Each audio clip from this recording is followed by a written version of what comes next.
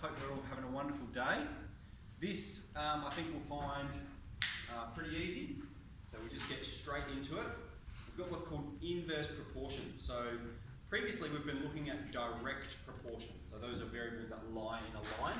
So remember we had y equals mx, okay, plus c. That's going to be a straight line. And it's directly proportional if it goes through 0, 0. That those variables are directly proportional. So now we're talking about inverse proportion, which is the opposite.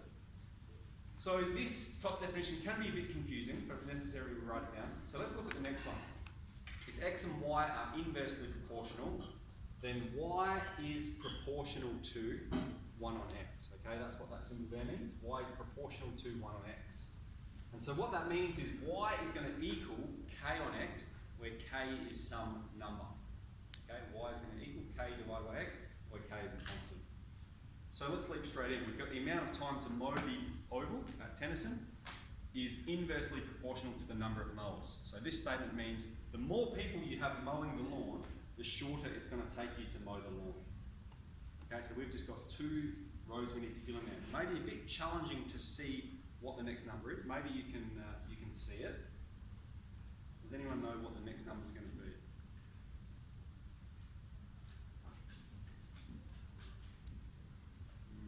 So what do we notice just looking at this? We've got 1 times 60 is 60, 2 times 30 is 60, 3 times 20 is 60. So what do we anticipate this might be? 15, excellent. And that's a great way to think about it. 60 minutes to mow the oval. If you have 4 people doing it, 60 divided by 4, 15 minutes. 60 divided by 5, 12.5. So you can add more people, right, and it's going to reduce the time. But what you'll find, if you were to graph this, it's going to look something like this. All right, so it doesn't matter how many people you add, it's still going to take some amount of time to mow the lawn. Okay, so that's how we're filling that in. Hence, determine the equation connecting the variables. Well, the reciprocal equation is like this: y equals k on x.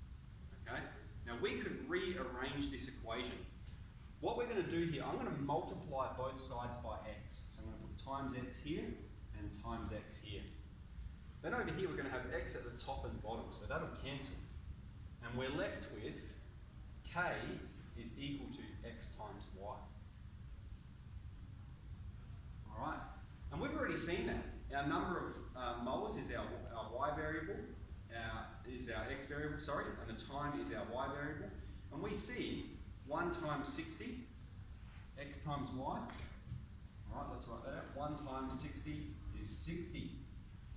2 times 30 is 60. And we can see for every value of x and y, the product of them is always 60.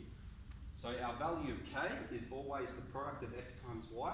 So our value of k is 60. All we have to do is find k. And this is a reciprocal equation, isn't it? Y equals k on x. So therefore, y equals 60 on top of x.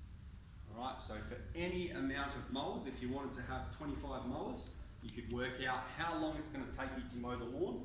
So the time taken to mow the lawn is going to be 60 divided by the number of mowers. Okay, you put in, if you've got 30 mowers, it's going to take you 2 minutes to mow the lawn.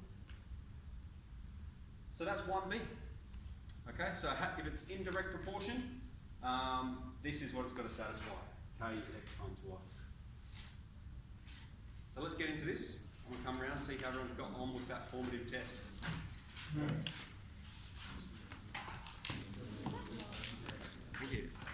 Yeah. You done? Oh,